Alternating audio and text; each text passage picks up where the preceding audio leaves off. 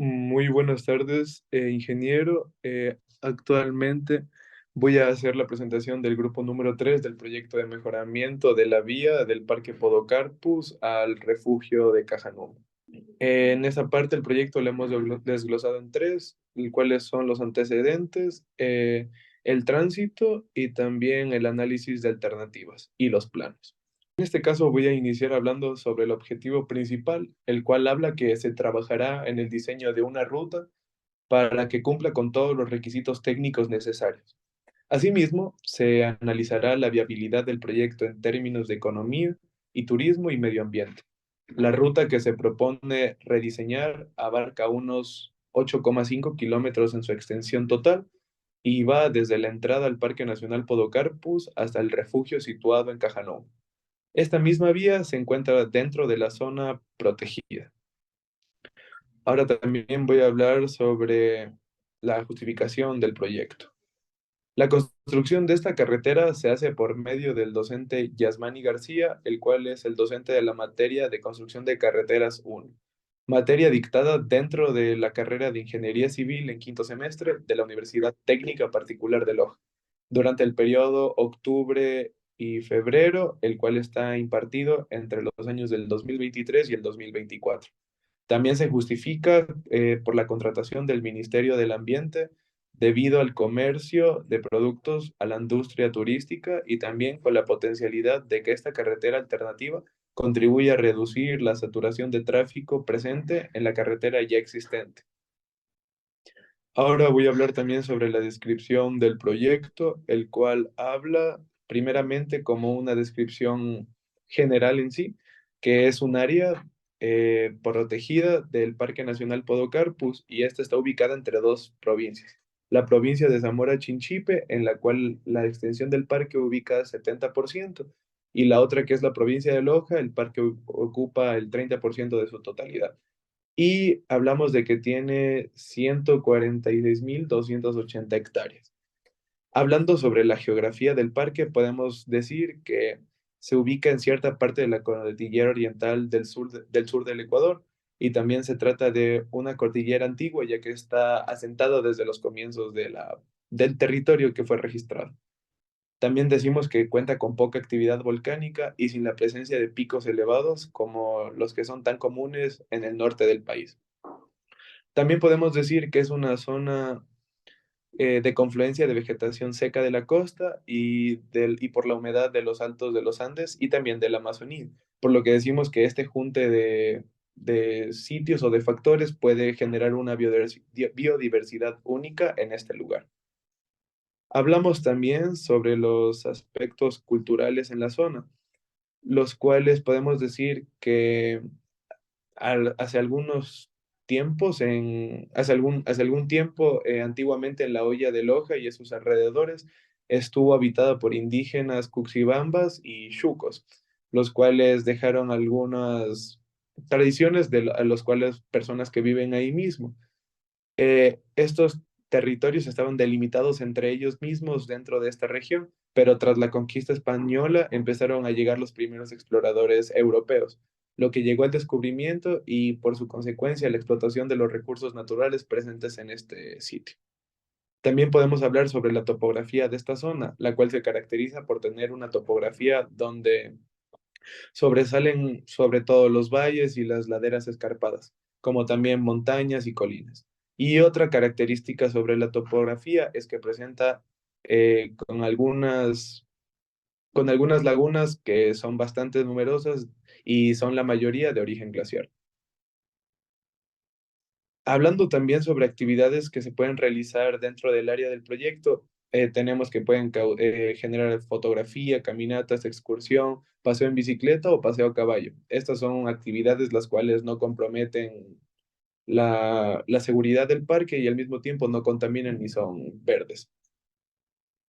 Tenemos también la descripción de la zona del proyecto, en el cual podemos decir que fue asentado o se creó en 1982 y tiene un rango altitudinal de 960 a 3.800 metros. Esto impacta directamente con el clima, ya que la temperatura en el interior del parque varía dependiendo de la altitud en la que se establezca la persona. Se pueden encontrar temperaturas que varían entre un mínimo de 9 grados centígrados en las zonas de páramo, que son las más frías, y también un máximo de 21,7 grados centígrados, que son en las partes orientales. También decimos que hay un registro de la temperatura mínima que ha sido registrada en el parque, que es de 3,2 grados centígrados, y la máxima, que es la más calurosa, de 29,4 grados centígrados. Esos extremos registrados se explican por la amplia variación altitudinal antes mencionada del parque.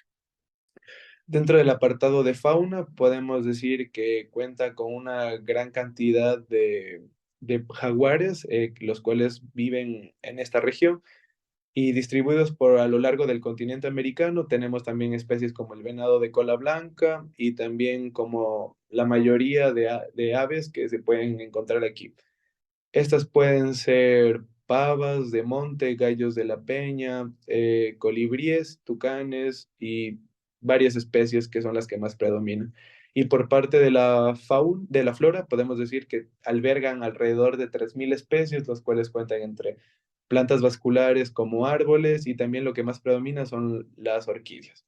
Hablo sobre el resumen y las conclusiones de lo que ha sido este apartado, en el que decimos que como primera conclusión, principalmente se puede asegurar que el proyecto es apto y que el rediseño de la ruta que se cubrirá tiene como objetivo la mejora, y con esto las ventajas en el ámbito del transporte y también como el intercambio de bienes y servicios de manera legal.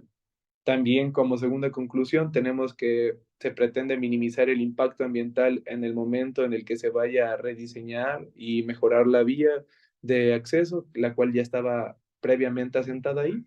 Y como tercera, decimos que la finalidad es crear una carretera que ofrezca mejores condiciones de transporte, lo cual permitirá incrementar la cantidad de turistas, ya que se disminuirá el tiempo de recorrido y se mejorará para no dañar los vehículos de los transeúntes. Bueno, ahora en esta sección vamos a hablar acerca del tránsito. El tránsito es un factor muy importante que nos permitirá conocer aspectos acerca de la nueva vía que vamos a rediseñar y también conociendo los antecedentes de la vía anterior. Actualmente existe una carretera que conecta las ciudades de Loja y Zamora. La planificación adecuada del tráfico contribuye a una movilidad más eficiente, la que a su vez puede mejorar la calidad de vida de los residentes al reducir los tiempos de viaje y los problemas de congestión al momento de ingresar al Parque Nacional Podocarpus. Generalidades. De una tabla de información se conoce que en el año 2021 ingresaron alrededor de unos 956 vehículos en total, donde con el punto anterior planteado se podrá hacer estimaciones para uno o varios años al futuro. Con este estudio se puede verificar también la tasa de crecimiento vehicular en función al crecimiento de los parques automotores que se encuentran registrados en la provincia de Loja. Tránsito actual. Según García, 2022, el tránsito actual tiene dos componentes, el tránsito existente y el tránsito atraído. El tránsito existente en un proyecto de construcción de una carretera nueva es cero, mientras que en una rehabilitación se obtiene principalmente con aforos vehiculares en la carretera se rehabilita. El tránsito existente, como ya hemos mencionado anteriormente, para nuestro proyecto es cero. Cero vehículos al día en ambos sentidos. El tránsito atraído es el promedio anual para los años que hemos tomado para este proyecto desde 2010 hasta 2022 y se lo obtiene al dividir el volumen de tránsito para 365 días. Tenemos una tabla donde se muestra el porcentaje de personas que visitan el Parque Nacional Podocarpus.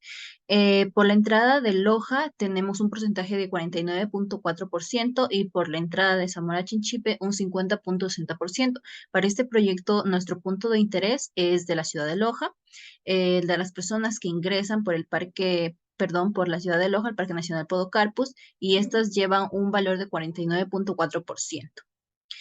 De esta tabla se extrae este valor que ya hemos mencionado y así podemos estimar un valor con las personas que han visitado el Parque Nacional Podocarpus por la ciudad de Loja con el porcentaje que ya hemos hablado anteriormente, y eso nos da un total que se puede ver aquí en esta tabla. Y aquí podemos ver los ocupantes por medio de transporte que hemos considerado que es de automóviles 3, motocicletas 1 y bicicleta 1. En la tabla 8 tenemos los valores totales del TPDA que nos dio el resultado de dividir este total para los 365 días del año. Con los datos anteriores se realizó las ecuaciones de modelo lineal y modelo exponencial en el que se ajustan los siguientes datos. De esta tabla, para sacar la ecuación lineal, nos dio un valor de A y de B de 9.22 y menos 0.29 respectivamente, y la ecuación nos dio esta de aquí. Y igual a 9.22 menos 0.29 por X. Aquí tenemos de igual forma la tabla 10 con la ecuación exponencial, la misma que nos dio como resultado Y igual a 8.72 por 0.96 elevado a un valor de X. Ahora procedemos a hacer el cálculo de la ecuación con mejor ajuste, y esta nos dio que la ecuación exponencial es la que más se acerca a la unidad. Tiempo de construcción del proyecto. Se tomó como referencia algunos de los proyectos viales construidos en Ecuador, y en base a eso se determinó el tiempo que se emplearía en la construcción del proyecto. Tenemos un proyecto que se ha hecho aquí en Ecuador, del anillo vial de Salcedo de la provincia de Cotopaxi, que cubría una longitud aproximadamente de 9.75 kilómetros, y el tiempo que duró en realizarse esta fue de 24 meses. Con una simple regla de 3 nos dio el tiempo estimado con la vía existente que cubría alrededor de 8.5 kilómetros, y nos dio un tiempo de 21 meses, aproximadamente un año con 9 meses. Este fue el dato que tomamos para el primer año de diseño o primer año de servicio. Aquí se hizo el cálculo y nos dio un TPDA de 5 y un tránsito de 1825, que fue el resultado de multiplicar el 5 por los 365 días. La fórmula del tránsito actual es la siguiente: tránsito actual igual a tránsito existente más el tránsito atraído. El tránsito existente ya habíamos mencionado anteriormente que era 0, más 5 que nos dio el resultado del tránsito atraído, y es un total del tránsito actual de 5 vehículos al día en ambos sentidos. El tránsito a futuro. El pronóstico del volumen y composición del tráfico se basa en el tráfico actual. Los diseños se basan en una predicción de tráfico de 15 a 20 años, el crecimiento normal del tráfico, el tráfico generado, el crecimiento de tráfico por desarrollo. Para este proyecto hemos estimado un valor de 20 años para calcular el tránsito futuro. Asimismo, hemos sacado de la tabla 14 la tasa de crecimiento vehicular de la ciudad de Loja. Hemos cogido un valor de 3.25 porque se encuentran en el rango de años que hemos establecido, que es 2026 a 2030. Para el cálculo de tránsito a futuro hemos puesto esta tabla, la cual nos da un TPDA de 9 y un tránsito de 3.285. Se puede decir que en el 2026 el tránsito diario existente será de 5 vehículos por día, después de acabar de construir, mientras que para 20 años después de vida útil de la vía rediseñada en el 2046 espera un tránsito futuro diario de 9 vehículos por día. Composición vehicular. La tabla que tenemos aquí es la tabla que ya la hemos resuelto anteriormente, con el número de visitas, la cantidad de personas que viajan en automóviles, bicicletas y motocicletas.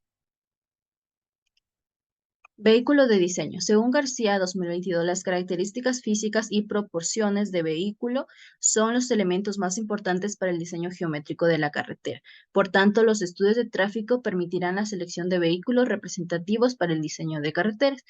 Para este caso de nuestro proyecto hemos seleccionado automóviles, vehículos de camionetas y microbús. Distribución direccional. Se sabe que la capacidad de la carretera actual representa el máximo flujo que puede recorrerse a través de la misma en un tiempo especificado. Para nuestro proyecto hemos creído que es conveniente seleccionar un carril. Conclusiones y recomendaciones. El TPDA que se calculó para el año 2026, que es el primer año de servicio del proyecto, es de 1825 en su totalidad, dando lugar a todo trayecto y donde la tasa de crecimiento en el año de finalización de vida útil es de 0.035%. En el presente caso se da a conocer utilizando la planificación distribuida para poder hacer uso de los implementos y apoyar a la zona local, las gestiones de tráfico y estacionamientos cercanos a los puntos de intereses turísticos.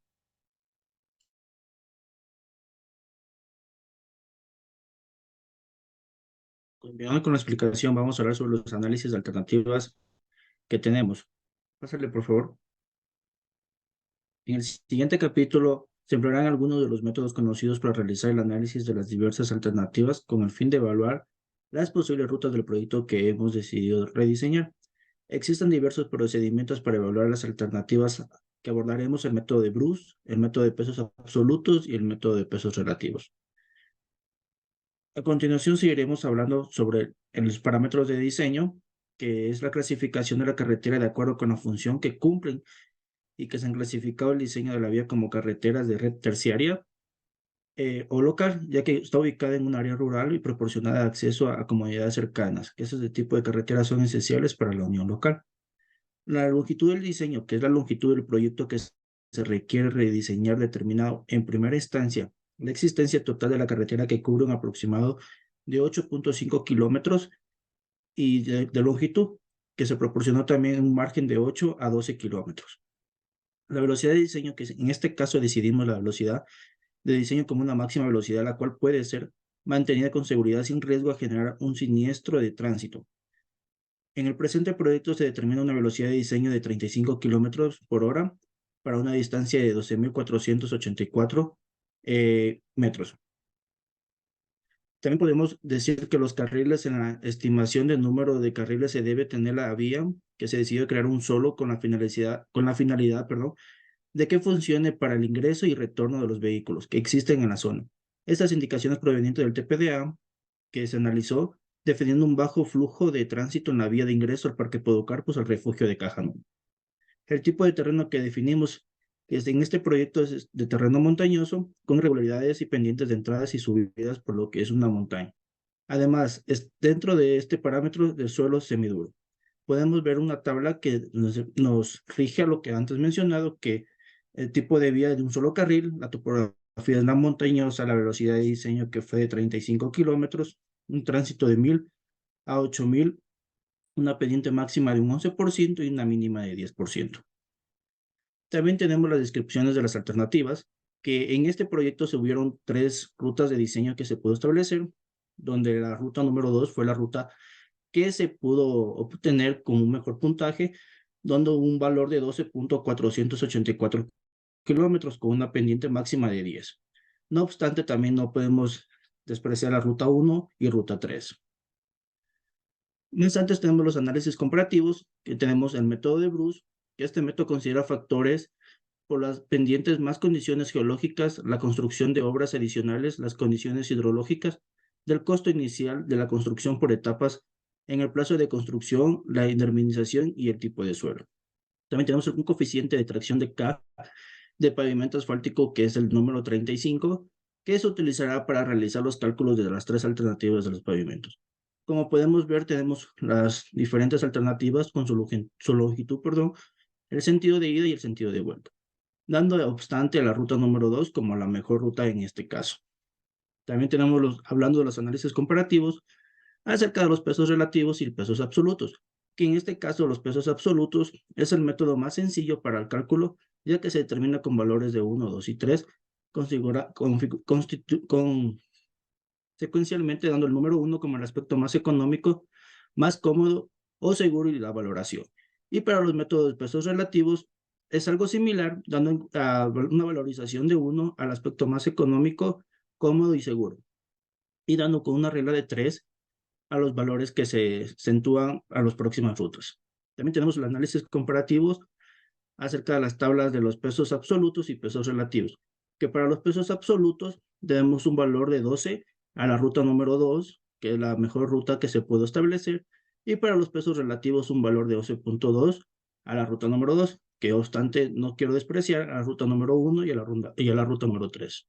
Tenemos también lo que se habla acerca de los planos, que se efectúa de la ruta número 2, donde podemos ver cómo es el trazado de esta ruta y también su perfil longitudinal, dando un valor de 2.400 como la cota de inicio, bajando a la cota 2.300 y llegando a la cota 2.800.